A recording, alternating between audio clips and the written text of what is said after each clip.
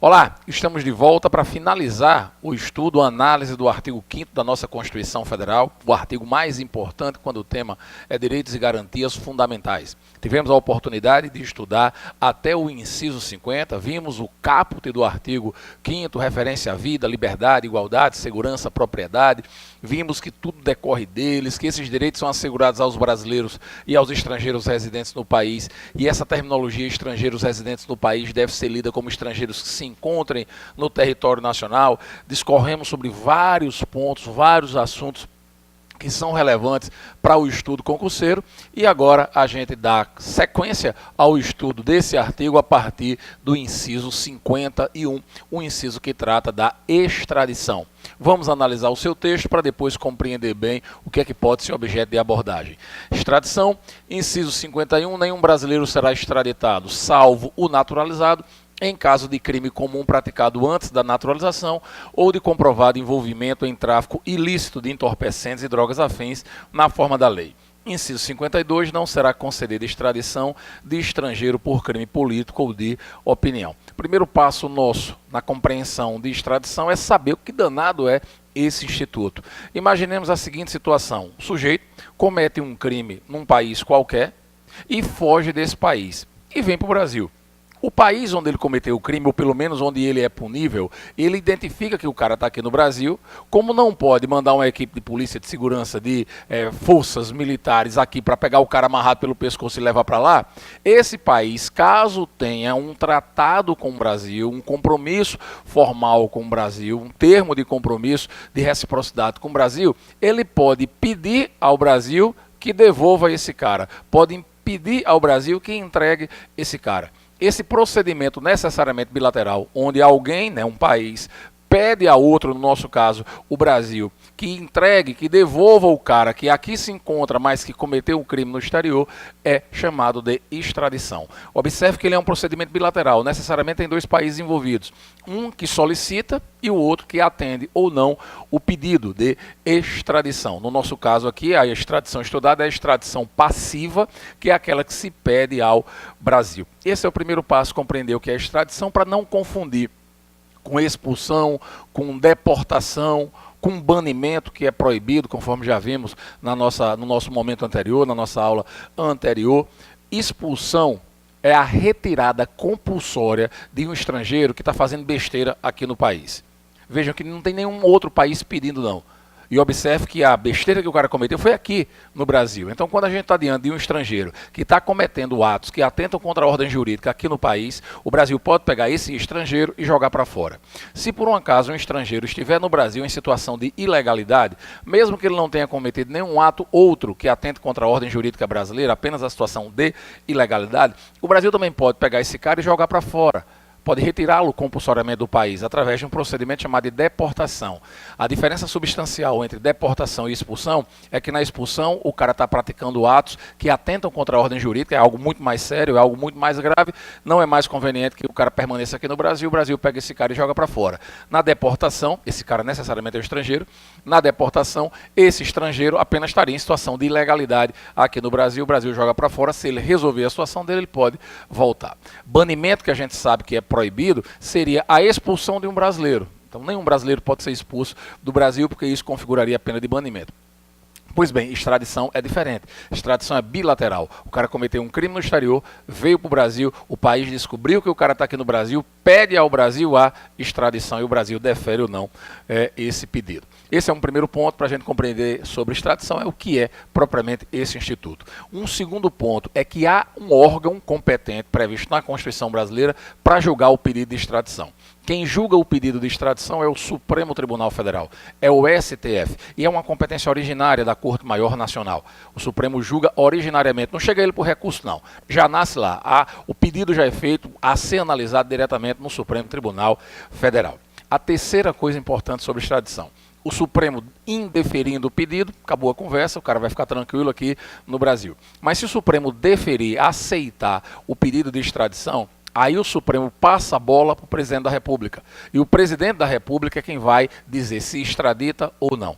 Na infinita maioria dos casos, o presidente da República segue o deferimento do Supremo e extradita essa pessoa.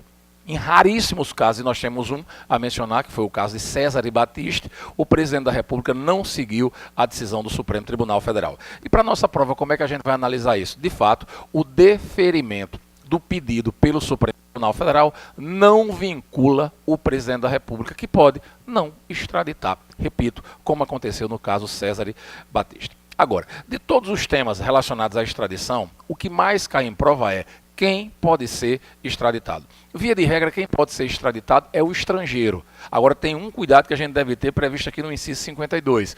Não será concedida extradição de estrangeiro por crime político ou crime de opinião. Isso aqui são questões que envolvem ideologias e o Brasil não pode se meter nisso. Então, se o cara cometeu um crime político lá na Venezuela, fugiu para o Brasil, a Venezuela vai e pede a extradição desse cara, o Brasil não pode extraditar. O cara cometeu um crime de opinião lá nos Estados Unidos, aí esse cara vem para o Brasil, foge para o Brasil, os Estados Unidos pedem a extradição dele, o Brasil não pode extraditar. Então, o Brasil não pode extraditar estrangeiro nem por crime político, nem por crime de opinião, exatamente para não se meter nessas questões de ordem ideológica de outros países. Então, o estrangeiro pode ser extraditado? Pode, menos por crime político ou crime de opinião. Se bem que existem outros requisitos que devem ser analisados, as outras condições que devem ser analisadas. Tem que analisar, por exemplo, se o Brasil tem um tratado de extradição, tem que analisar se o crime que o cara cometeu lá também é crime aqui no Brasil, se a pena aplicada lá também é aplicável aqui no Brasil, se o crime está prescrito, seja pela legislação estrangeira, seja pela legislação brasileira, uma série de outros fatores. Mas, repito, o ponto que normalmente cai em prova, ou pelo menos o que mais cai em prova, é esse: quem pode ser extraditado. E uma pergunta naturalmente que vai ser feita: brasileiro pode ser extraditado? Vamos para cá. Nenhum brasileiro será extraditado, salvo o naturalizado em caso de crime comum praticado antes da naturalização ou de comprovado envolvimento em tráfico ilícito de entorpecentes e drogas afins na forma da lei.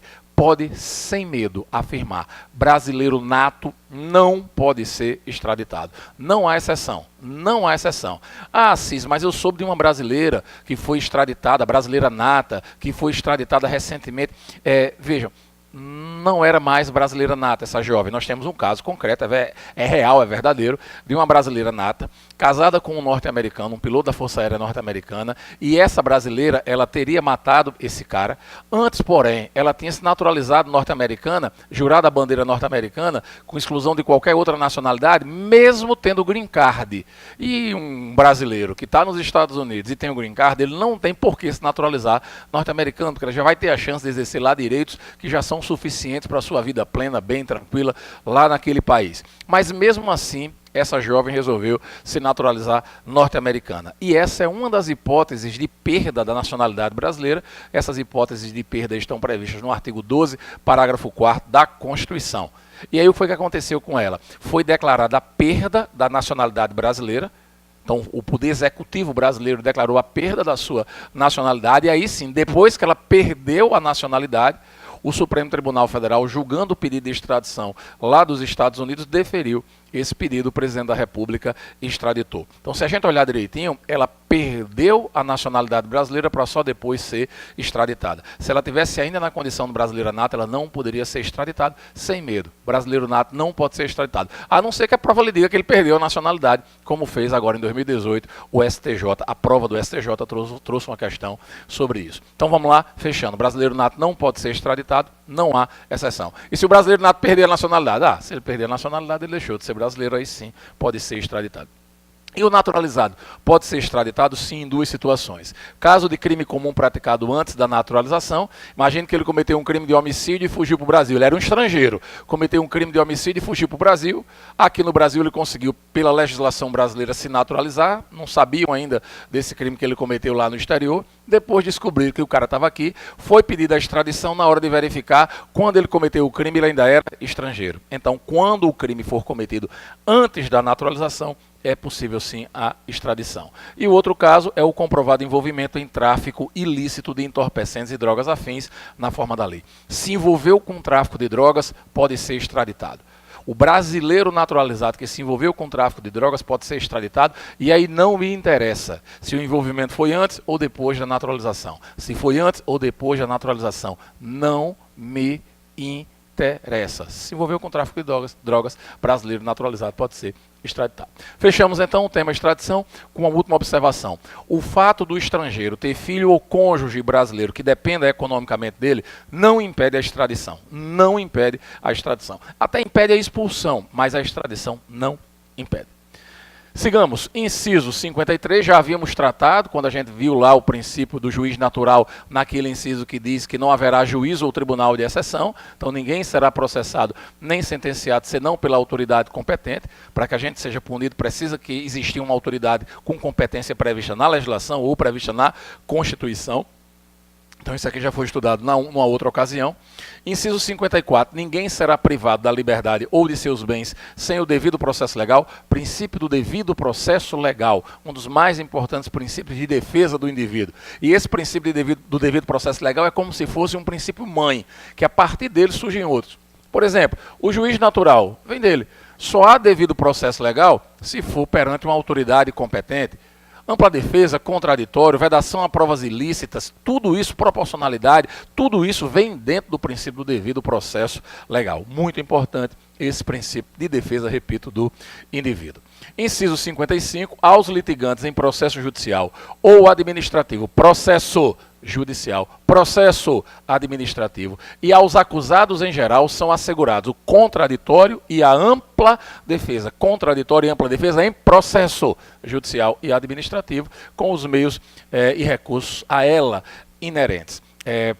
A ampla defesa é a possibilidade plural de você se defender de várias formas, através de vários mecanismos. O contraditório é a possibilidade de você refutar, desdizer, rebater, por isso que a acusação sempre fala, a defesa, perdão, sempre fala depois da acusação para contradizer, para desdizer, para rebater, são princípios importantes do processo. Detalhes importantes. O inquérito policial não é um processo. O inquérito policial tem natureza inquisitória e ele não tem polos. Você não vai encontrar um acusador no inquérito, nenhum réu no inquérito. Não há processo quando se fala em inquérito. Por isso, na essência, não há se falar em contraditório no inquérito policial. Apesar disso, o Supremo Tribunal Federal elaborou uma súmula vinculante dizendo, o advogado de defesa, o advogado do cara, ele vai ter a possibilidade, ele vai ter a chance de ter acesso às provas já documentadas nos autos do inquérito policial. Então, se eu sou um advogado e tenho um cliente meu que está sendo investigado por um suposto delito cometido, eu tenho a prerrogativa dada pelo STF de chegar na delegacia de Polícia Civil, na delegacia de Polícia Federal e falar para o delegado, quero dar uma olhada aí nos autos do inquérito para ver as provas que já estão documentadas nesse inquérito. Esse direito o Supremo Tribunal Federal deu por meio de súmula vinculante. Agora, atenção, súmula vinculante 14. Agora, atenção, isso não implica dizer que exista contraditório no âmbito do inquérito policial. Não há, pelo menos na essência, contraditório no inquérito policial, porque ele não é um processo, não tem polos. Vedação às provas ilícitas. São inadmissíveis no processo as provas obtidas por meios ilícitos. É curto o texto, mas cada pontinho tem sua importância. Primeiro, compreender o que são meios ilícitos. Meios ilícitos são meios que ofendem a Constituição e as leis. Ou as leis. Então, se a gente tem uma prova que foi obtida através de uma violação de um domicílio sem ser nas hipóteses constitucionais, o meio foi ilícito porque fere a Constituição. Se a gente está diante de uma interceptação telefônica feita sem ordem judicial, o meio é ilícito porque fere a Constituição. Então, esses meios ilícitos, eles contaminam as provas, os elementos probatórios, a questão dos documentos, a testemunha, as provas em geral que tenham sido obtidas com esse vício na Constituição e na legislação, não podem ser admitidas nem no processo judicial, nem no processo administrativo. Então, vamos imaginar uma situação aqui de uma confissão. A confissão de um crime. Fulano de tal confessou um crime. Isso é uma prova? É uma prova. Agora, se ele só confessou, ainda que seja verdade, mas se ele só confessou depois de ter sido torturado, nós estamos diante de uma confissão, que é uma prova, obtida por um meio ilícito. Qual é o meio ilícito? A tortura. Por que é ilícito? Porque a Constituição proíbe. Então, uma tortura que vai redundar em uma confissão faz com que essa confissão seja uma prova não aceita, inadmissível, seja no processo judicial, seja no processo administrativo, porque foi obtida por meio que viola a Constituição, por meio que viola a legislação. Frise-se, e isso hoje é previsto no Código de Processo Penal, que se através de uma prova originariamente ilícita se conseguem outras que por si só, analisadas individualmente, seriam lícitas, mas que só foram conseguidas porque essa primeira foi obtida, ela contamina as demais.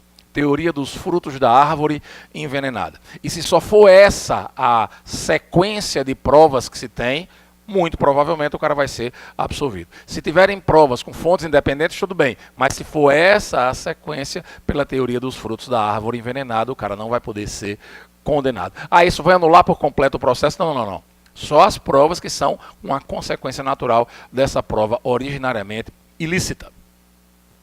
Seguindo, presunção de inocência. Ninguém será considerado culpado até o trânsito em julgado de sentença penal condenatória. Ninguém será considerado culpado até que transite em julgado, ou seja, até que se torne definitiva uma sentença penal, uma sentença prolatada por juiz ou tribunal competente, condenatória. Então, enquanto não houver uma sentença condenatória que não caiba mais recurso, presume-se a inocência do sujeito.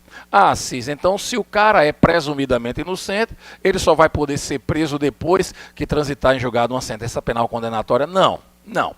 Apesar do princípio da presunção de inocência, existem prisões que são de natureza cautelar. Existem prisões que são para proteção do processo e de circunstâncias que envolvem o processo, como é o caso da prisão preventiva, como é o caso da prisão temporária, que desde que preencha os requisitos legais com base constitucional, elas são aceitas.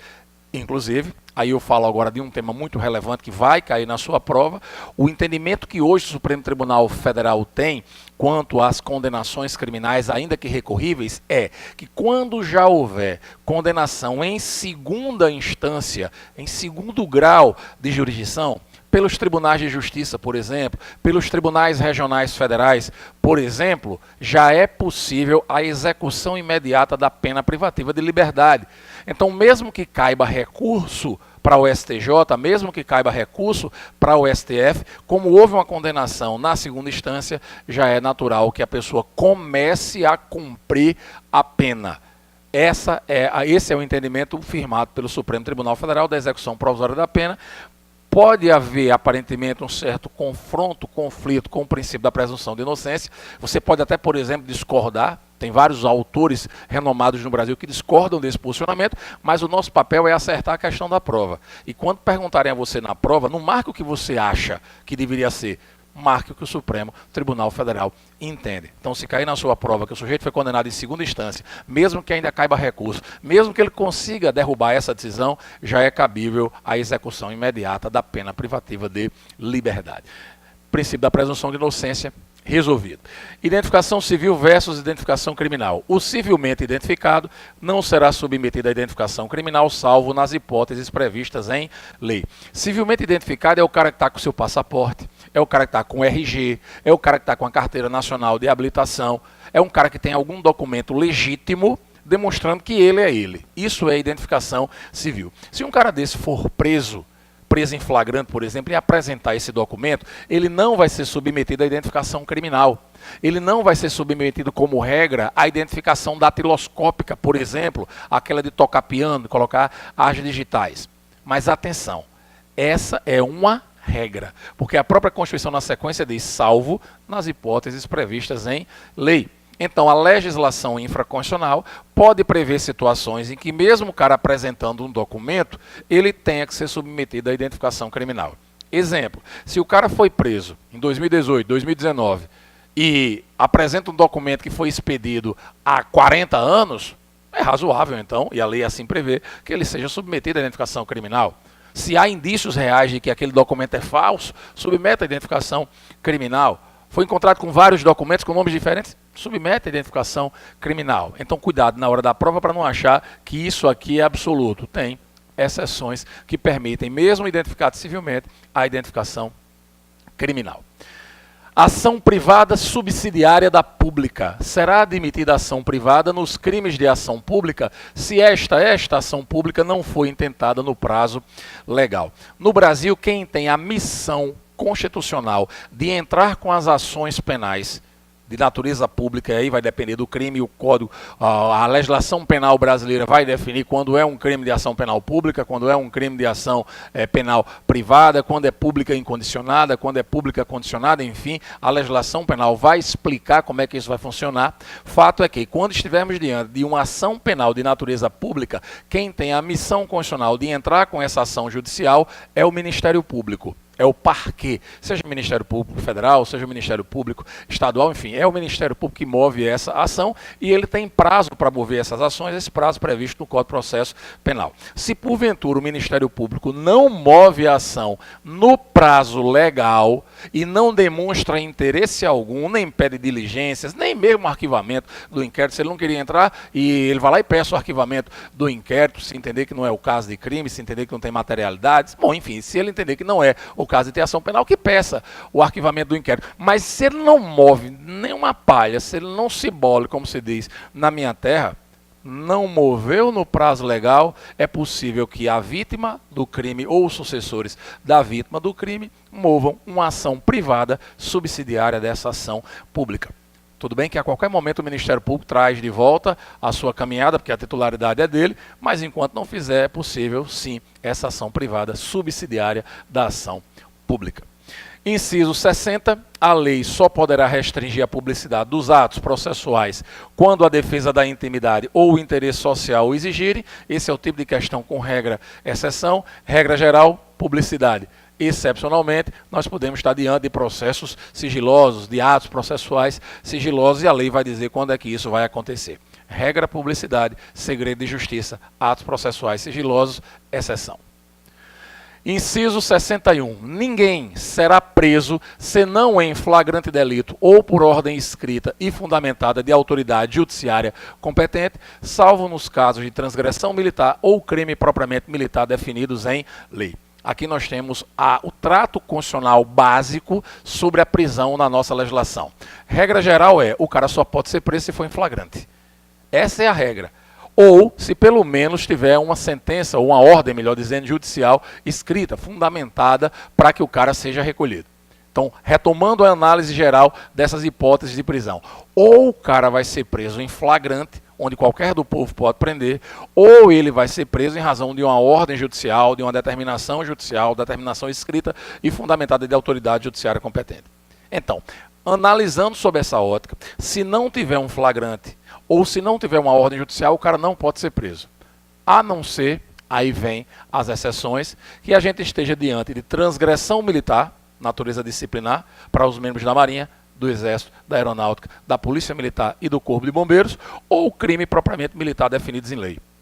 Ou seja, é possível que os militares sejam presos, mesmo que não tenha flagrante, mesmo que não tenha ordem judicial. Em que situações? Transgressões militares ou crimes militares definidos em lei. Então nós temos sim, então, possibilidade de prisão sem flagrante, sem ordem judicial. Isso eu estou falando nas condições normais de temperatura e pressão, porque ainda existe possibilidade de restrição à liberdade de locomoção, lá nas situações que a gente tem de extrema risco, de extremas anormalidades, como é o caso do estado de defesa e do estado de sítio, em que, em situações de excepcionalidade, a prisão também pode se dar, evidentemente suspendendo algumas prerrogativas constitucionais, mas isso é absolutamente anormal. Recomendo depois que você dê uma lida do artigo 136 até o artigo 141, que versa sobre esses temas. Então fechamos aqui as hipóteses constitucionais de prisão. Direitos do preso. A prisão de qualquer pessoa e o local onde se encontre serão comunicados imediatamente ao juiz competente e à família do preso ou à pessoa por ele indicada. Detalhe, a prisão de qualquer pessoa e o local onde se encontra serão comunicados imediatamente. A Constituição Federal em nenhum momento diz quantas horas, não diz em quantos dias. O texto fala em comunicação imediata. A quem? Ao juiz competente, bem como à família ou à pessoa por ele indicada. O Código de Processo Penal acrescenta, tem que comunicar também ao Ministério Público. Essa referência ao Ministério Público não está na Constituição. Então, se na sua prova for uma questão que faça relação santo-milagre, cuidado com essa diferença. O preso será informado de seus direitos, entre os quais o de permanecer calado, sendo-lhe assegurada a assistência da família e de advogado. A leitura dos direitos do preso tem natureza constitucional, e essa é uma listinha linha aqui não é taxativa, é exemplificativa. Agora temos que atentar para esse caso aqui do direito ao silêncio. O direito de permanecer calado. Consideração relevante é que esse direito do preso aqui mencionado não é só dele, não.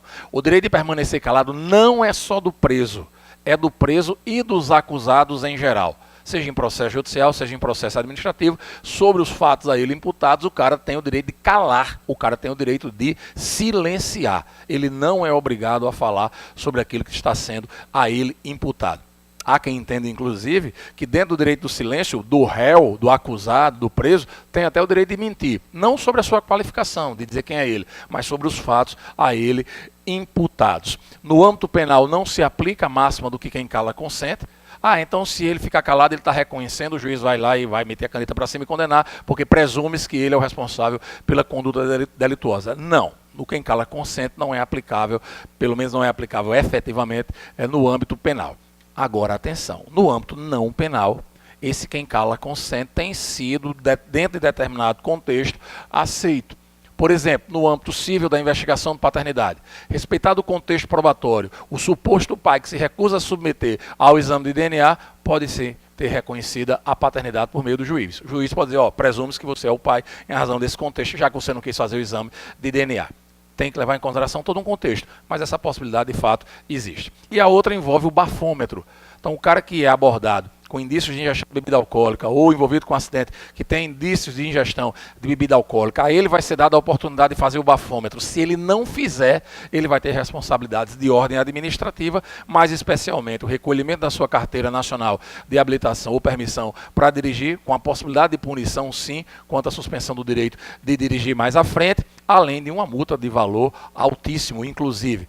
Mas não há como configurar obrigatoriamente, tão somente pela recusa, o crime de embriaguez ao volante. Então, cuidado. Para configurar o crime de embriaguez ao volante, não é suficiente a recusa a submeter ao exame de bafômetro. Mas, para as implicações administrativas, basta, é suficiente. Sigamos, inciso 64, preso tem direito à identificação dos responsáveis por sua prisão ou por seu interrogatório policial. Esse direito que é assegurado aqui ao preso tem a intenção, tem o objetivo muito claro de possibilitar a ele, se houver algum abuso por parte da autoridade policial, dele promover representações, sejam elas judiciais, sejam elas administrativas. Cá para nós isso aqui é muito mais um recado para a própria autoridade policial do que para o preso. Inciso 65, a prisão ilegal será imediatamente relaxada pela autoridade judiciária. Lembrem há pouco que nós vimos que a prisão do cara será comunicada de imediato ao juiz e à família ou à pessoa por ele indicada. Uma das razões de comunicar ao juiz é para que o juiz verifique a legalidade da prisão, porque se o juiz entender que a prisão é ilegal, ele vai relaxar essa prisão, vai mandar soltar o camarada. Por falar em está solto, liberdade provisória, inciso 66, ninguém será levado à prisão ou nela mantido quando a lei admitir a liberdade provisória com ou sem fiança. Vamos fazer de conta que a gente está numa conversa bem informal. E numa conversa bem informal, você vai olhar para mim e diz, Assis, me diz uma coisa, o que danado é, sem muito arrudeio, o que danado é liberdade provisória? Aí eu vou dizer informalmente que a liberdade provisória é o direito que o cara tem de responder a um processo solto. É o direito que o cara tem de responder a um processo em liberdade. E, inclusive, isso é a regra na legislação brasileira. A regra é a liberdade provisória.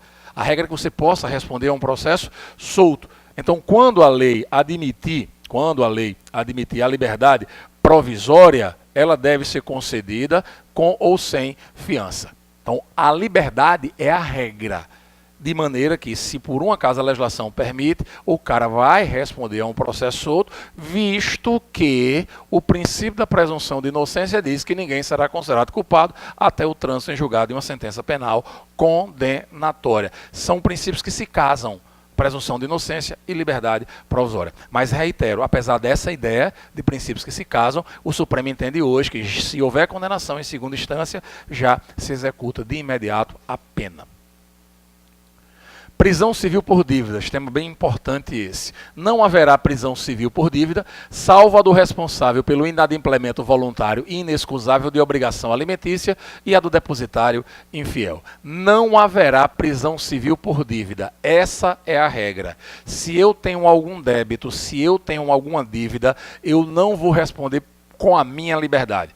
eu estou devendo um dinheiro ao banco. O banco vai entrar com ação judicial e o juiz vai mandar me prender para que eu pague ao banco. Não, a regra é não haver a prisão civil em razão de dívidas. Mas, expressamente, a Constituição de 88 traz duas exceções. A primeira, salvo a do responsável pelo inadimplemento voluntário e inexcusável de obrigação alimentícia, e a segunda exceção, a do depositário infiel.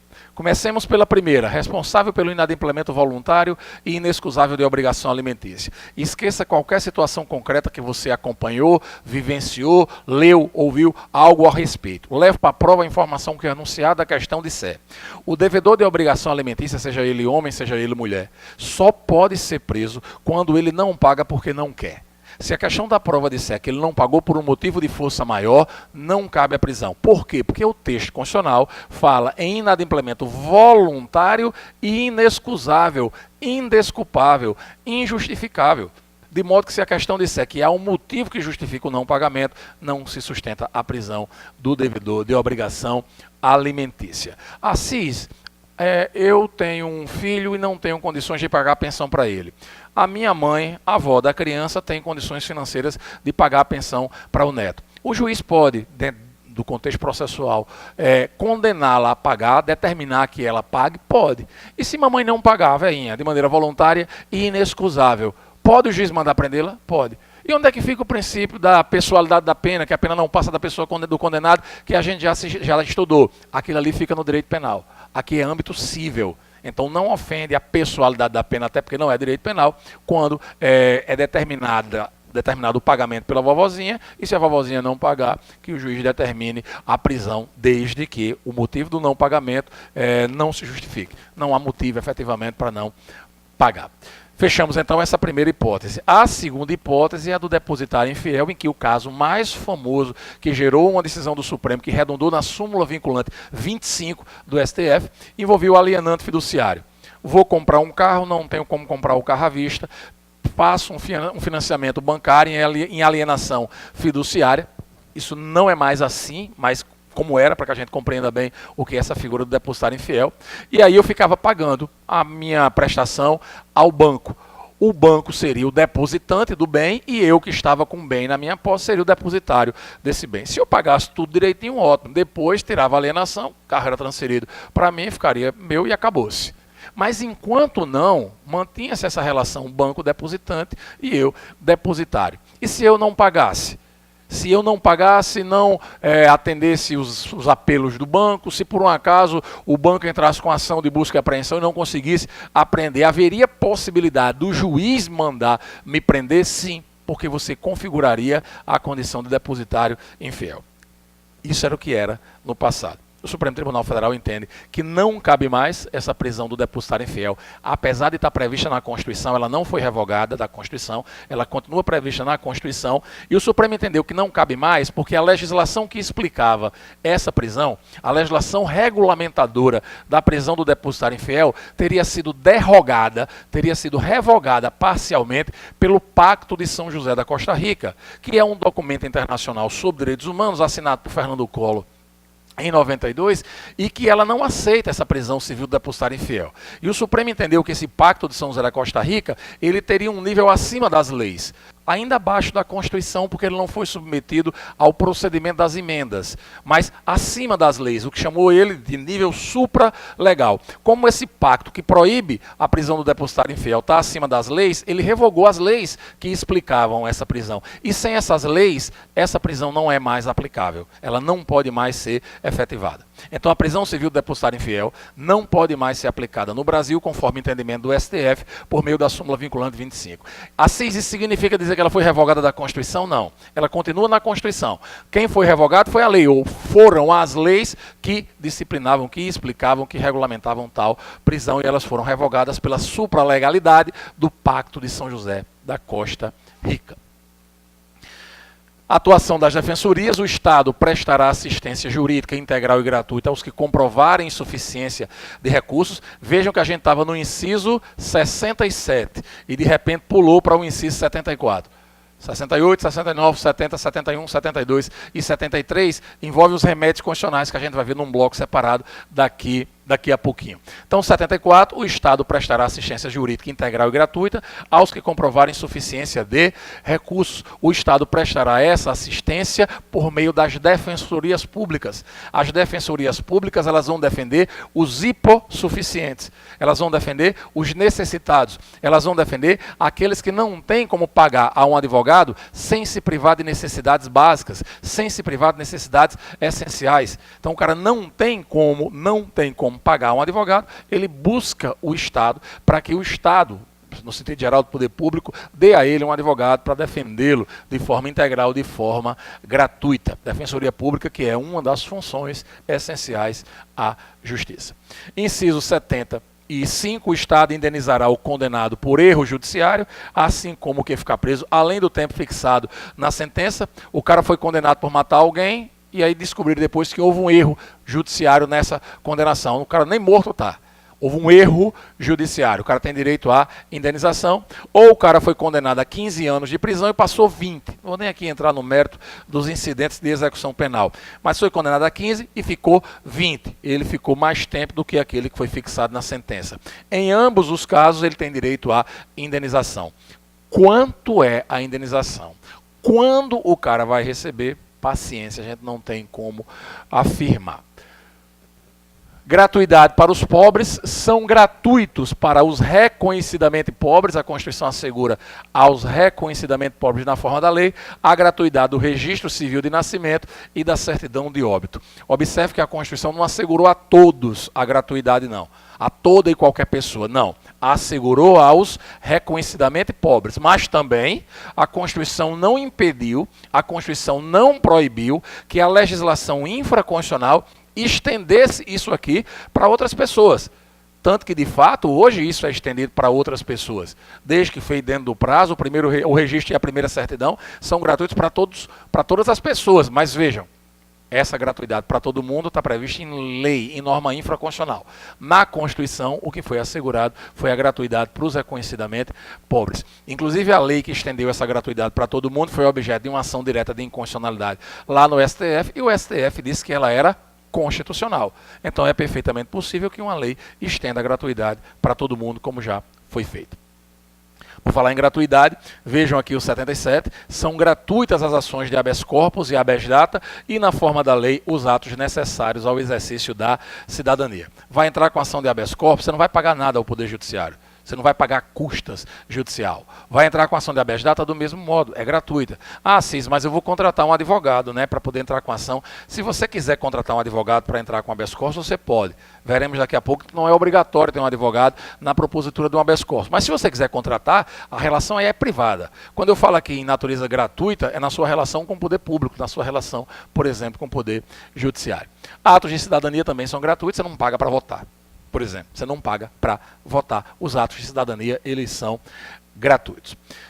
E fechando esse bloco aqui de incisos, o inciso 78, que é um inciso muito importante, que foi inserido pela emenda 45. A emenda 45 ficou conhecida como a reforma do judiciário. E essa reforma do judiciário, ela trouxe 3 novidades, que já não são mais tão novas, para o artigo 5º. Inseriu esse inciso 78, inseriu o parágrafo 3º e inseriu o parágrafo 4º no artigo 5º. 3 novidades, inciso 78, parágrafo 3º e parágrafo 4º. Parágrafo 3º e parágrafo 4º a gente vai estudar daqui a pouquinho, e agora a gente vê esse inciso 78, que trata de um princípio que garante que os processos devem ser rápidos, celeridade processual, rapidez no andamento do processo. Então, a todos, seja no âmbito judicial, seja no âmbito administrativo, são assegurados a razoável duração do processo e os meios que garantam a celeridade de sua tramitação.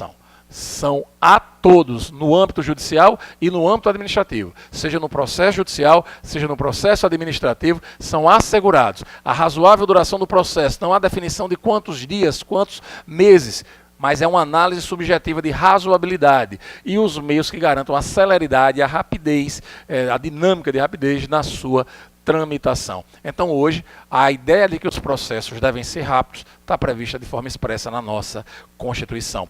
Antes, não tinha isso. No artigo 5º, a emenda 45 estabeleceu, jogou para cá. E agora a gente vai, depois que eu tomar uma aguinha, estudar os remédios constitucionais, essas ações que visam proteger, visam tutelar direitos fundamentais. Voltando agora para tratar dos remédios constitucionais. Para falar em remédios constitucionais, eu quero voltar rapidamente ao conceito que a gente viu na aula passada de direitos e garantias fundamentais. Os direitos são os bens. As garantias são os meios que protegem esses bens.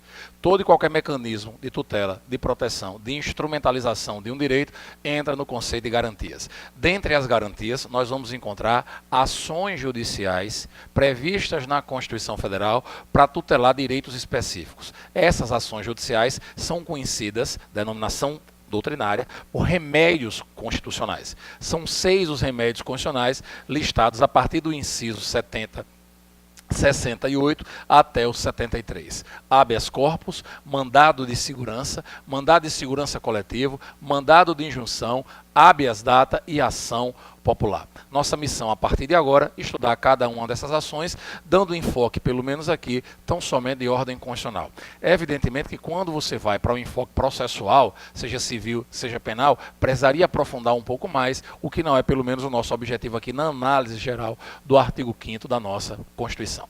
Comecemos pela mais antiga de todas essas ações, a mais conhecida, mais famosa de todas essas ações, e aquela que protege talvez um dos mais importantes, um dos mais importantes direitos do ser humano, que é a liberdade de locomoção. Vamos ao texto do habeas corpus. Tenhas o corpo, a ideia é mais ou menos essa da sua tradução. Conceder-se-á habeas corpus sempre que alguém sofrer ou se achar ameaçado de sofrer violência ou coação em sua liberdade de locomoção por ilegalidade ou abuso de poder. Conceder-se-á habeas corpus sempre que alguém, esse alguém é chamado de paciente. O paciente no processo de habeas corpus é esse alguém, é a pessoa que está sendo restringida ou está prestes a ter restringida a sua liberdade de locomoção. Esse alguém é um ser humano, é uma pessoa natural, é uma pessoa física, obrigatoriamente, que sofreu, está sofrendo ou se acha ameaçado de sofrer, tem uma perspectiva real de restrição na sua liberdade de locomoção por ilegalidade, por ato que fere a lei ou com abuso de poder. Então, quando estivermos diante de alguém que, por exemplo, foi preso, está preso lá por um ato ilegal ou abusivo, cabe habeas corpus. Alguém que está para ser preso, como diz na minha terra, num pé e no outro, para ser preso por um ato ilegal ou abusivo, cabe um habeas corpus preventivo, para que seja concedido um salvo-conduto, com uma espécie de documento de blindagem para evitar que o cara seja preso, pelo menos por aquele motivo, por aquela razão ilegal ou abusiva. Então vejam que o habeas corpus tanto pode ser repressivo ou liberatório, como pode ser preventivo. Inclusive, o habeas corpus ele pode ser concedido de ofício pelo próprio Poder Judiciário. Existe essa possibilidade. O habeas corpus também pode ter uma natureza trancativa. Habeas corpus trancativo é aquele que visa trancar, paralisar algum procedimento ilegal que, de alguma maneira, esse procedimento traga algum risco à liberdade de locomoção do ser humano, dessa pessoa física, dessa pessoa natural. Um inquérito que tramita, que corre junto a uma autoridade policial incompetente ou que não tem razão de existir, não tem motivo para existir, o mesmo vale para a ação penal, é possível trancar através de uma ação de habeas corpus. Seja esse habeas corpus movido pela parte, seja movido por um terceiro, é possível o habeas corpus por terceiros, seja ele concedido de ofício. Inclusive, nessa história de habeas corpus ser movido por terceiros, o habeas corpus é tido como um verdadeiro remédio heróico.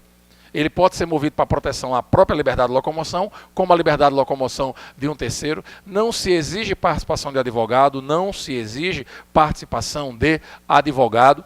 Ele pode ser movido sem maiores formalidades. Recentemente foi movida uma ação de habeas corpus num papel higiênico, para você ter uma noção.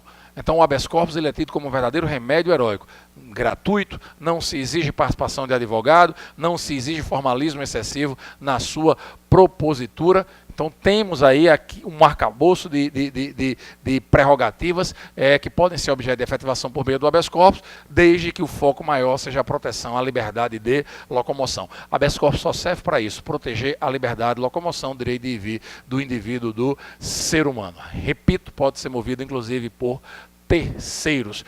Pode ser movido por pessoa jurídica, mas a pessoa jurídica nunca pode ser esse alguém. Esse alguém é a pessoa física, que vai ser objeto da proteção dessa ação judicial. Pode ser movida contra particulares, é possível, não é tão comum, mas é possível.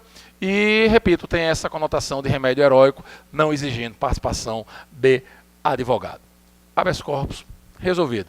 Mandado de segurança. O primeiro pedido que eu faço a você é mandado com D de dado.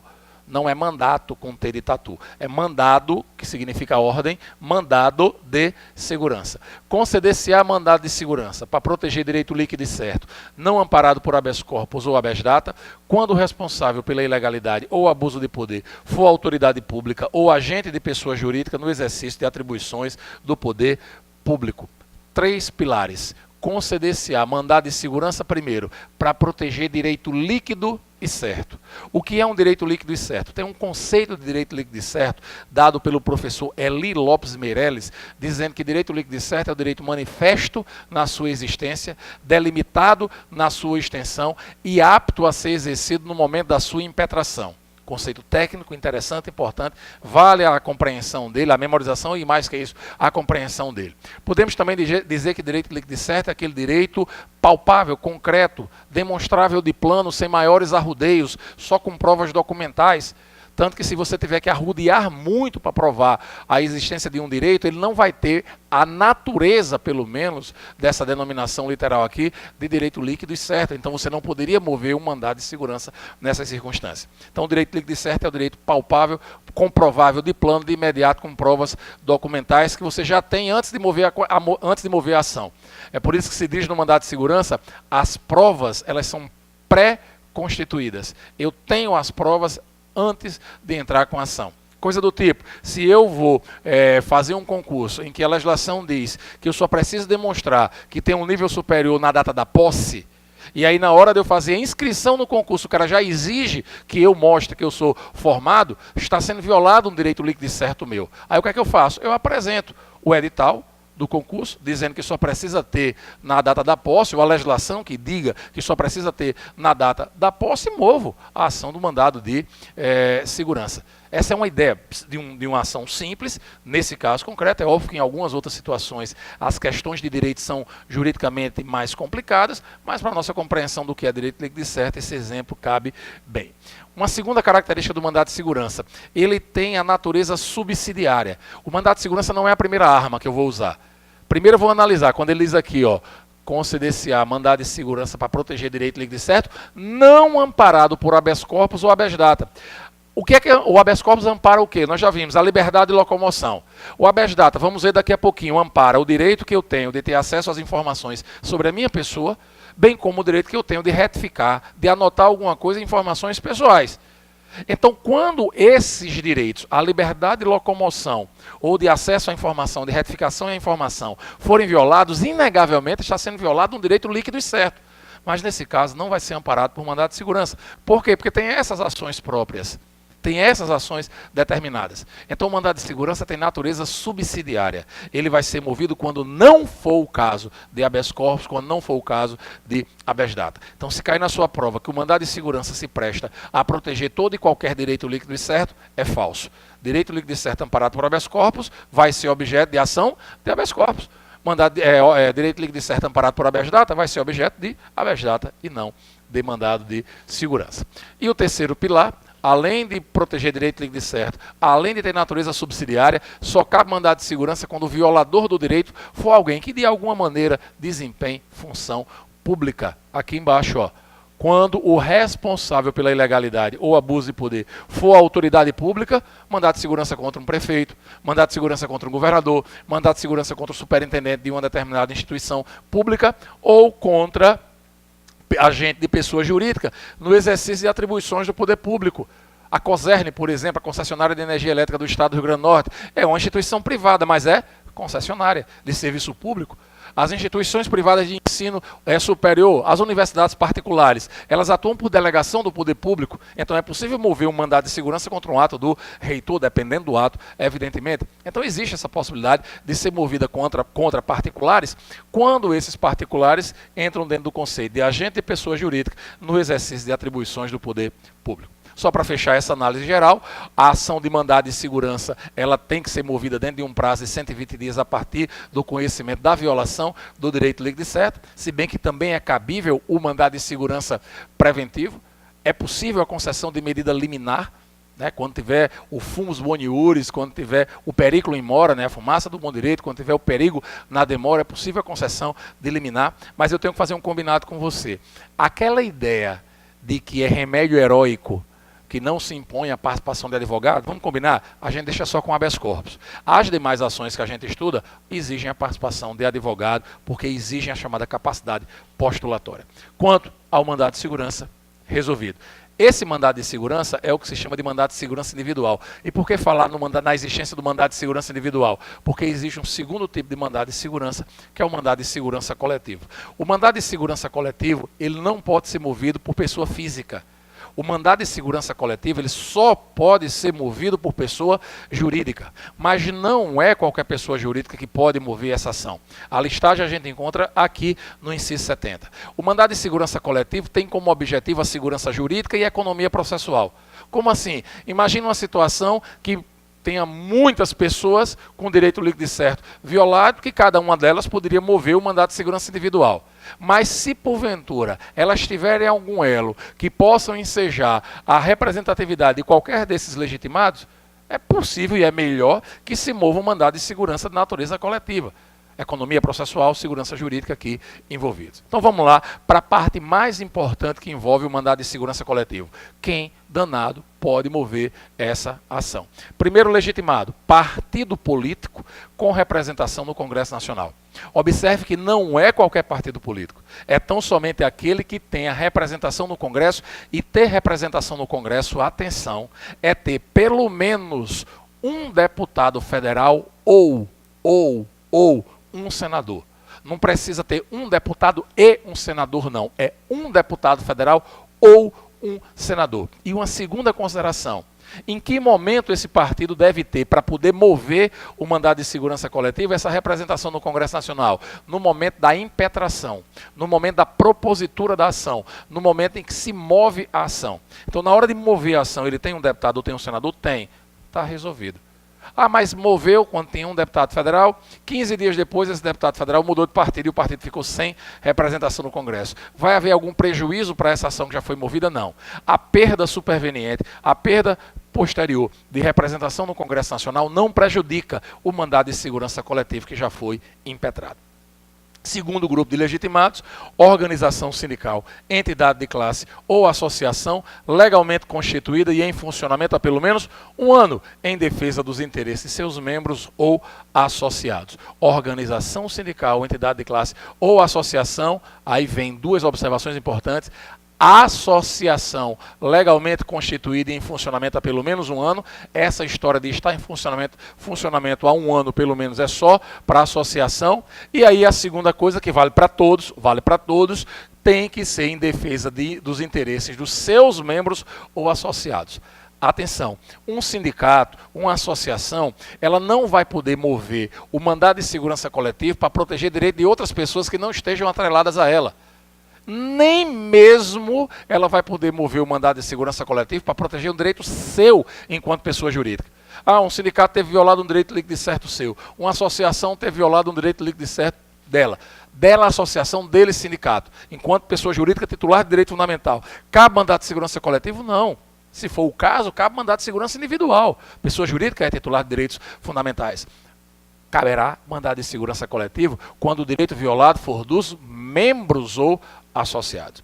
Detalhe para fechar, no caso das associações, como regra geral, para que as associações façam a representação judicial, ela precisa de autorização expressa dos associados. Mas como no mandado de segurança coletivo, nós estamos diante de uma substituição processual, havendo previsão lá no Estatuto da Associação, não precisa a autorização expressa dos associados. Repito, isso em relação ao mandado de segurança coletivo. Fechamos então mais uma ação.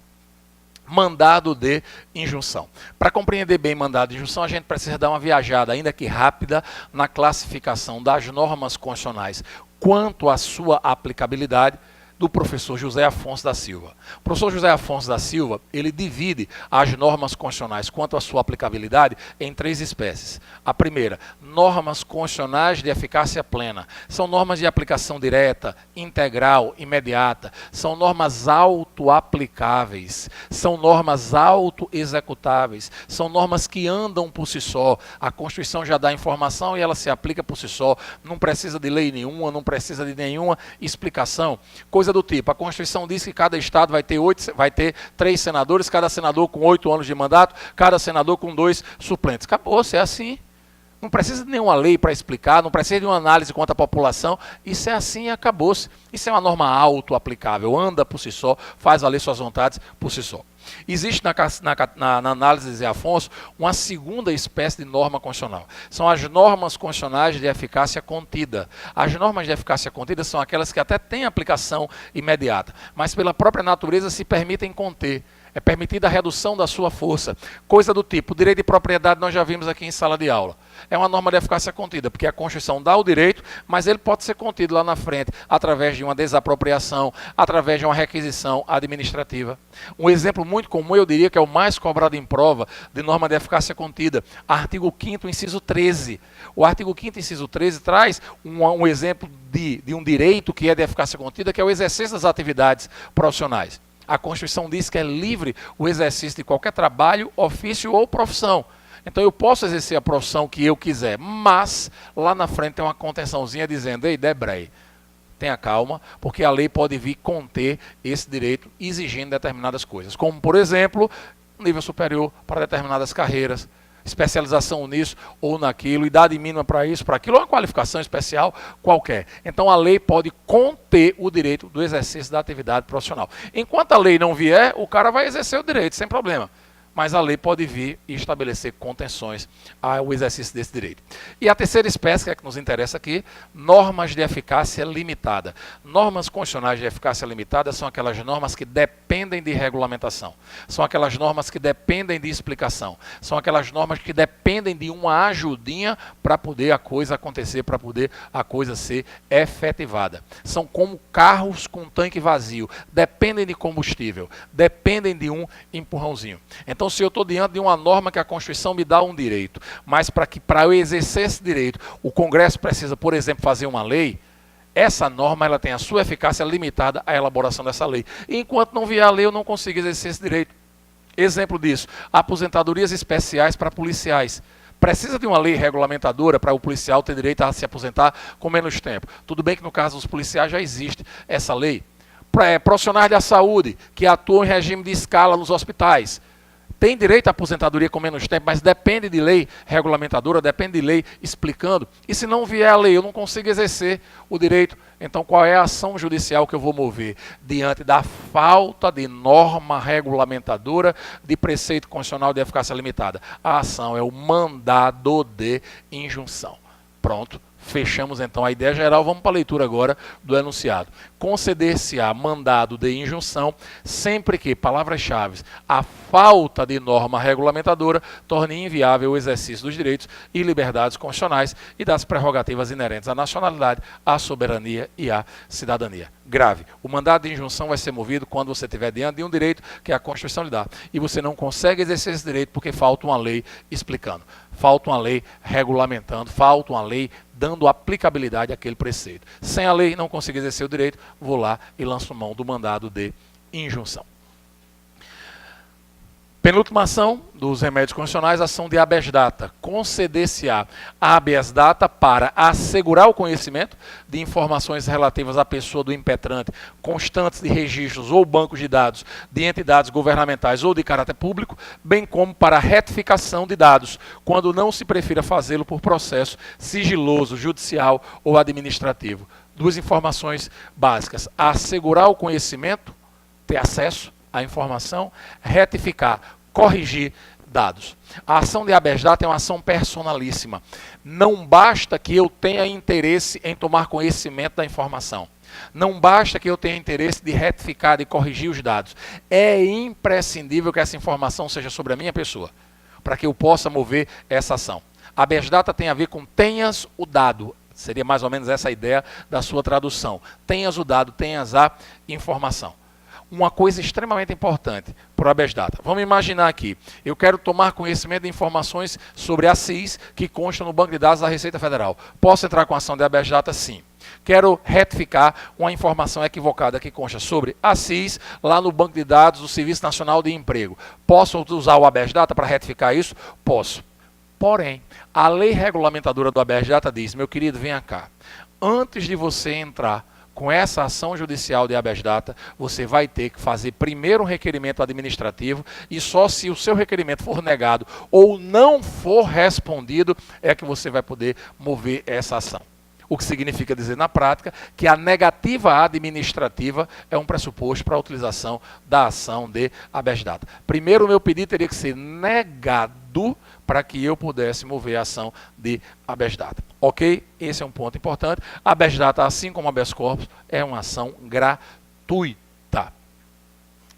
E, por fim, a ação popular. A ação popular é uma ação judicial cujo objetivo é proteger meio ambiente e patrimônio público, e que tem uma característica marcante. Pode ser movida por qualquer cidadão. Agora, atenção, qualquer cidadão não é qualquer pessoa não, tá? Cidadão aqui vai ser visto como o eleitor em gozo dos direitos políticos, o eleitor usufruindo dos direitos políticos. Vamos ao seu enunciado. Qualquer cidadão, né, no sentido de eleitor, qualquer cidadão é parte legítima para propor ação popular que vise a anular ato lesivo ao patrimônio público ou de entidade de que o Estado participe, à moralidade administrativa, ao meio ambiente e ao patrimônio histórico e cultural, ficando o autor, salvo comprovada má-fé, isento de custas judiciais e do ônus da sucumbência. Qualquer cidadão é parte legítima, qualquer eleitor é parte legítima para entrar com ação popular, para proteger meio ambiente, para proteger o patrimônio público, para proteger a moralidade administrativa, e mesmo que ele perca a ação, ele não vai pagar por ela, ele não vai pagar custas, ele não vai pagar os honorários do advogado da outra parte, chamado de ônus da sucumbência, a não ser que ele tenha agido de má fé. Entrou só de ruim com a ação para prejudicar o cara lá que é desafeto dele, que é inimigo dele. Aí o juiz mete a caneta para cima e condena ele a pagar as custas judiciais, pagar a sucumbência, que são os honorários do advogado da outra parte. Mas, regra geral, se for tudo direitinho, mesmo que ele perca a ação, ele não vai pagar nada. Detalhe importante é que a ação popular é uma ação cível, e enquanto a ação cível normal é que ela seja movida na primeira instância, no primeiro grau de jurisdição. Então, se eu for mover uma ação judicial contra o prefeito da minha cidade, contra o governador do meu estado, contra o presidente da República, eu vou mover na primeira instância. Eu vou mover no primeiro grau de jurisdição, porque como ação cível não tem foro especial por prerrogativa de função. Não pode ser movida pelo Ministério Público. Não pode um promotor de justiça, um procurador da República ser autor da ação penal, pelo menos não pode enquanto representante do parquê. Se ele quiser mover enquanto cidadão, tudo bem, mas aí não tem nem que se falar em ser promotor, ele vai como cidadão. E enquanto representante institucional do Ministério Público, ele vai ter uma outra ação que vai poder fazer o mesmo efeito da ação popular, que é a ação civil pública. Agora, movida a ação popular pelo cidadão, o Ministério Público vai atuar lá como custos legis e tal, e ele tem também, quando o cidadão desiste, a possibilidade de dar continuidade ao pleito. Fechamos então os remédios constitucionais. E para encerrar o artigo 5º, nós temos 4 parágrafos, dos quais os 2 últimos foram inseridos pela emenda constitucional 45. Vamos ao parágrafo 1º. As normas definidoras dos direitos e garantias fundamentais têm aplicação imediata. Então, o normal é que a norma que define direito, a norma que estabelece garantia, se aplique de pronto, se aplique de imediato. Se bem que em alguns casos, pela própria natureza da norma, a gente vai precisar de uma ajudinha. A gente vai precisar de alguma regulamentação, mas, no geral, ela tem aplicação imediata. O ruim dessa história é que isso aqui não significa que as normas definidoras de direitos e garantias fundamentais, ou pelo menos todas elas, teriam eficácia plena.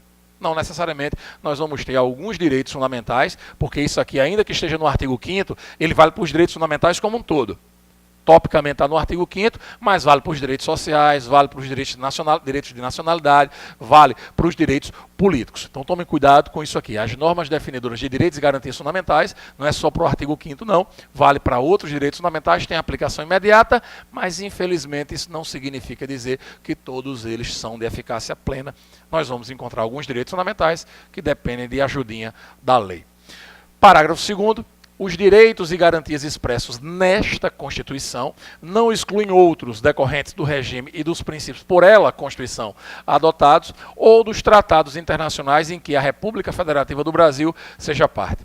Qual é o recado que esse parágrafo 2º nos dá? Ele vai dizer que existem direitos fundamentais na Constituição, seja no artigo 5º, seja nos direitos sociais, nacionalidade, políticos, partidos políticos.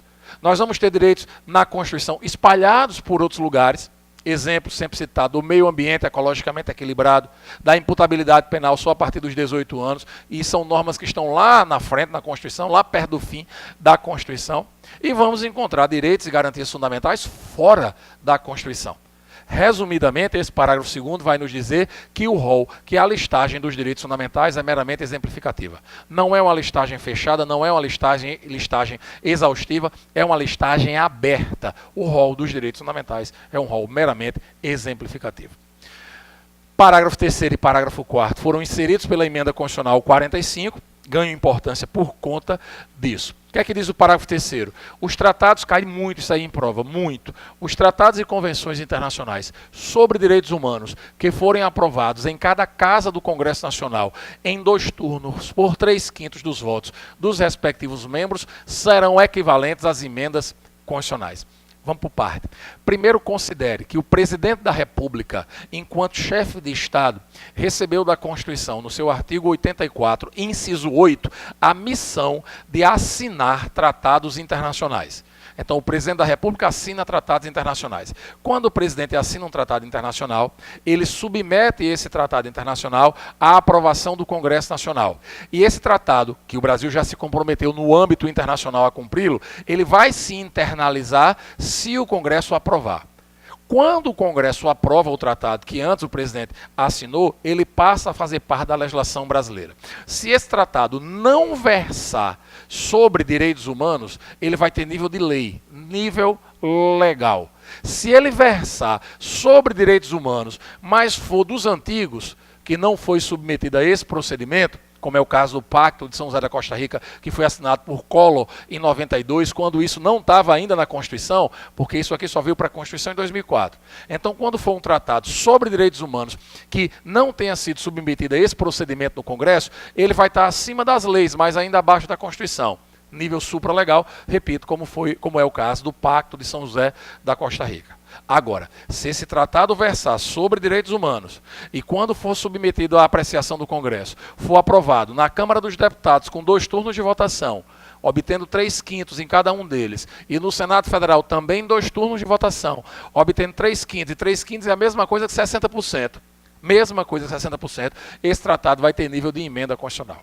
Então, se a questão lhe perguntar quando é que um tratado internacional vai ter nível de emenda constitucional, aí você vai dizer, quando o tema for direitos humanos e quando o rito de aprovação for 2 turnos em cada casa e 3/5 dos votos em cada uma dessas votações. São 2 votações na Câmara, cada uma dessas votações com 60% de maioria, mais 2 turnos de votação no Senado, cada uma dessas votações com 60% de maioria. Aí sim ele vai ter nível de emenda constitucional. Em qualquer outra situação, ele não vai ter nível de emenda constitucional. Fechamos, então, o parágrafo 3º. E o parágrafo 4º, o Brasil se submete à jurisdição de Tribunal Penal Internacional, a cuja criação tenha manifestado adesão. O Brasil se submete à jurisdição desse TPI, esse Tribunal Penal Internacional funciona na Holanda, em Haia, e o Brasil é signatário do Estatuto de Roma, que foi o documento que criou esse tribunal. Então, sem medo, o Brasil se submete à jurisdição desse tribunal.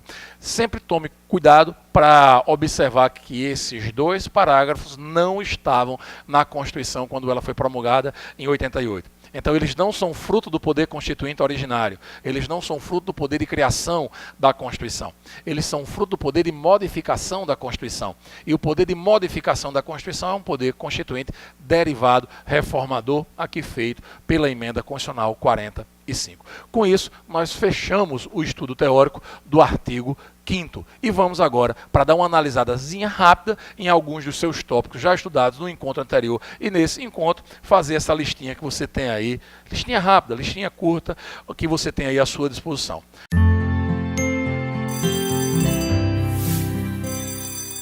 Primeira questão, a liberdade de pensamento é exercida com ônus para o manifestante, que deverá se identificar e assumir a autoria daquilo que ele expressar.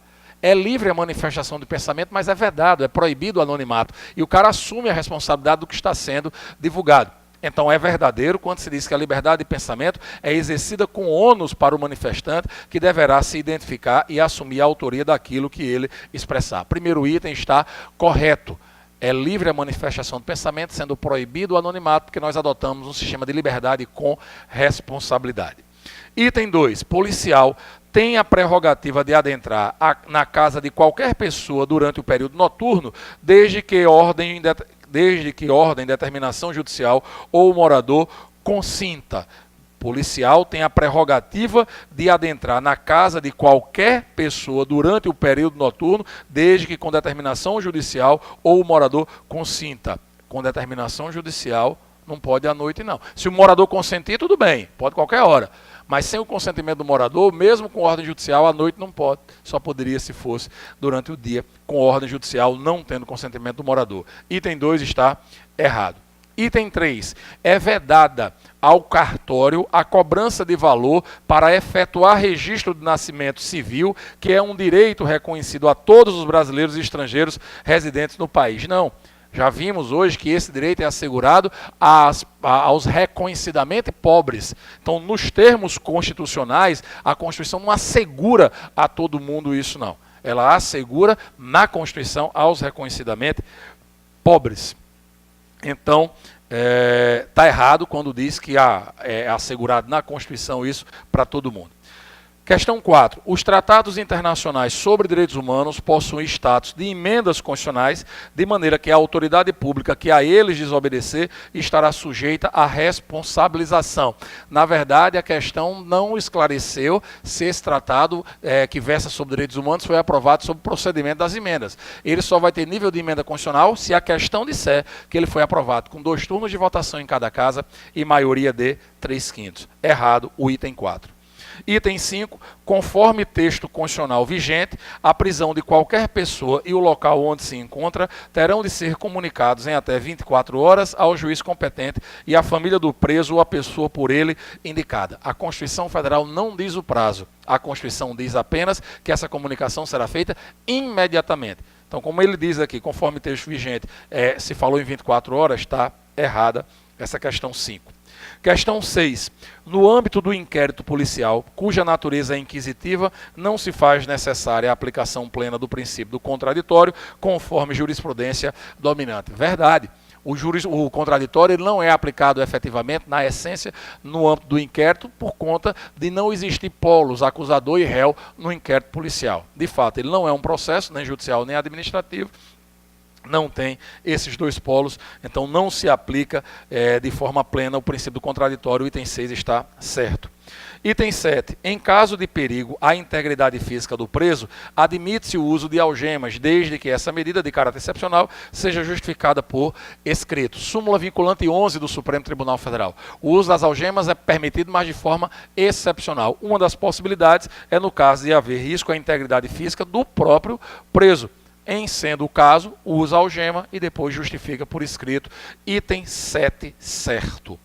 Item 8. Em razão do princípio da legalidade penal, a tipificação de conduta como crime deve ser feita por meio de lei em sentido material, não se exigindo em regra a lei em sentido estrito. Ao contrário, não há crime sem lei anterior que o defina, nem pena sem prévia combinação legal. A definição de crime tem que vir claramente prevista em lei em sentido estrito, que é a lei elaborada pelo Poder Legislativo. No caso do direito penal, lei elaborada pelo Poder Legislativo Nacional, lei elaborada pelo Congresso Nacional, vez que é competência privativa da União legislar sobre direito penal.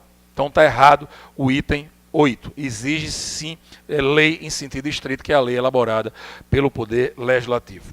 Questão número 9. Em relação aos direitos e garantias fundamentais, julgue, conforme entendimento do Supremo Tribunal Federal, brasileiro nato que tiver perdido a nacionalidade brasileira ou a nacionalidade poderá ser extraditado. Brasileiro nato não pode ser extraditado. Mas se ele perdeu a nacionalidade, ele deixou de ser brasileiro, aí sim, cabe a sua extradição. O item está correto. Conforme o entendimento do STF, brasileiro nato que tiver perdido a nacionalidade poderá ser extraditado. Há uma certa confusão na questão, porque quando ele foi extraditado, ele já não era mais brasileiro nato, ele era um ex-brasileiro nato, porque antes tinha perdido a nacionalidade. Mas no contexto a gente vai considerar como correto esse item. Questão de número 10. A Constituição Federal, no que se refere aos direitos e deveres individuais e coletivos, artigo 5º, estabelece que, letra A, o direito de resposta deve ser proporcional ao agravo e a indenização deverá ser estabelecida por meio de acordo bilateral. Não, acordo bilateral não. A Constituição diz que o direito de resposta deve ser proporcional ao agravo, isso é verdade, e é a ele assegurada a indenização, que vai ser pedida pela parte que entra com a ação e vai ser arbitrada pelo juiz. Está errada a letra A quando ele fala no final que deve ser feito por meio de um acordo bilateral. Letra B. A não privação de direitos por motivo de crença religiosa ou de convicção filosófica ou política é absoluta. Isso aqui está lá no artigo 5º, inciso 8. Não é absoluta, não. Porque se o cara alega uma questão religiosa para não cumprir uma obrigação que a lei impõe, ele pode sim ser punido caso não cumpra a prestação alternativa. Aí ele vai ser privado dos direitos políticos. Letra B está errada. Letra C. Interesse social é a única motivação legal para a realização de desapropriações. Não. A desapropriação pode se dar por necessidade ou utilidade pública e ainda por interesse social. Então, o interesse social é uma das possibilidades de desapropriação. A mais famosa desapropriação por interesse social é a reforma agrária. Então, é errada a letra C quando diz que ela é a única. Letra D. A reunião pacífica sem armas, em locais abertos ao público, depende de não frustrar reunião anteriormente convocada para o mesmo local e de aviso prévio à autoridade competente. Correta a letra D, isso está previsto no artigo 5º, inciso 16, direito ou liberdade de reunião. D de dado, a alternativa correta da questão de número 10. E letra E, a autoridade competente poderá usar de propriedade particular, no caso de iminente perigo público, assegurado ao proprietário indenização prévia. Não, não é indenização prévia, é indenização ulterior, indenização posterior. E lembro que nesse caso aqui da requisição administrativa, que está prevista no artigo 5º, inciso 25, o que se indeniza não é o uso do bem, que tanto pode ser móvel como imóvel. O que se indeniza é o dano a ele gerado. A indenização, nesse caso, é ulterior, posterior. Questão de número 11, sobre a instituição do júri popular, prevista na Constituição de 88, analise os itens a seguir. Primeiro item, é assegurada a plenitude de defesa? Sim. O item 1 está correto. Item 2, é assegurada a publicidade das votações? Não, é sigilo das votações. Item 2 está errado. Item 3, é assegurada a soberania dos vereditos? Sim, a autoridade das decisões. Até agora, 1 e 3 estão corretos. E item 4, compete ao júri o julgamento dos crimes dolosos contra a vida? Sim, crimes contra a vida praticados com dolo. Seja dolo direto, quando o cara quer o resultado, seja dolo indireto, quando o cara assume o risco de produzir o resultado. O famoso dolo eventual está dentro do conceito, dentro das espécies de dolo indireto. Então, o item 4 também está correto. Itens 1, 3 e 4 estão corretos, só o item 2 está errado. Questão de número 12. Em regra, indivíduo civilmente identificado não será submetido à identificação criminal. A regra de fato é essa. Quem está civilmente identificado, com o seu RG, com o seu passaporte, ele não vai ser submetido à identificação criminal. Mas tem exceções, né, previstas em lei. Questão de número 13. Dentre os temas polêmicos debatidos no nosso país, o aborto figura no primeiro escalão. Considerando o referido assunto, o aborto, julgue o item a seguir. Conforme previsão legal, ou seja, conforme o que está previsto na lei, não se pune o aborto praticado por médico quando, primeiro, não há outro meio de salvar a vida da gestante. Segundo, quando a gravidez resulta de estupro. E terceiro, quando o feto for anencéfalo. Muito cuidado com essa questão, porque mais do que saber o assunto, você precisa saber da fonte. Mais do que saber do milagre, você precisa saber do santo. Inegavelmente, nós temos 3 situações hoje que não se aceita no Brasil a configuração do aborto quando elas forem preenchidas. O problema é que, prevista em lei, nós só temos as 2 primeiras. A questão de quando não há outro meio de salvar a vida da mãe e quando a gravidez é fruto de estupro. Aí sim o Código Penal brasileiro faz menção a essas exceções. Então, repito, quando há risco de vida para a mãe ou quando a gravidez é fruto de estupro, aí é possível o aborto legal, o aborto previsto em lei. E quando o feto for anencéfalo? Não é permitida a interrupção da gravidez sem que haja o crime de aborto? Sim, mas isso não está previsto em lei. Isso é um entendimento firmado pelo Supremo Tribunal Federal. Por isso o item está errado. O item está errado porque diz conforme previsão legal. No último caso, é conforme entendimento do STF. Errado o item 13. Item 14. À vista das disposições constitucionais, os direitos e garantias fundamentais são apenas aqueles especificamente expressos na Constituição Federal, no tópico a eles especialmente destinado, podendo ser aumentados ou diminuídos por meio de emenda constitucional. Desculpe. O rol dos direitos fundamentais, já vimos, é meramente exemplificativo. Não é só aquele do catálogo, não. Pode estar espalhados pela Constituição e até mesmo fora da Constituição. Por si só, esse item está errado. E uma outra coisa, não é possível proposta de emenda constitucional tendente a abolir direitos e garantias individuais. Então, a emenda constitucional não pode mudar a Constituição com tendência a diminuir direitos e garantias individuais. Pode aumentar, diminuir, não. Então, o item 14 está errado.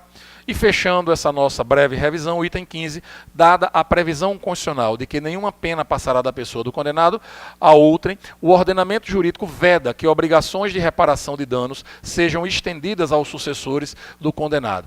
Na verdade, a reparação do dano e o perdimento dos bens pode passar, além da pessoa do condenado, pode ir para os seus sucessores, mas só vai até o limite do valor do patrimônio transferido. Mas pode passar para os seus sucessores.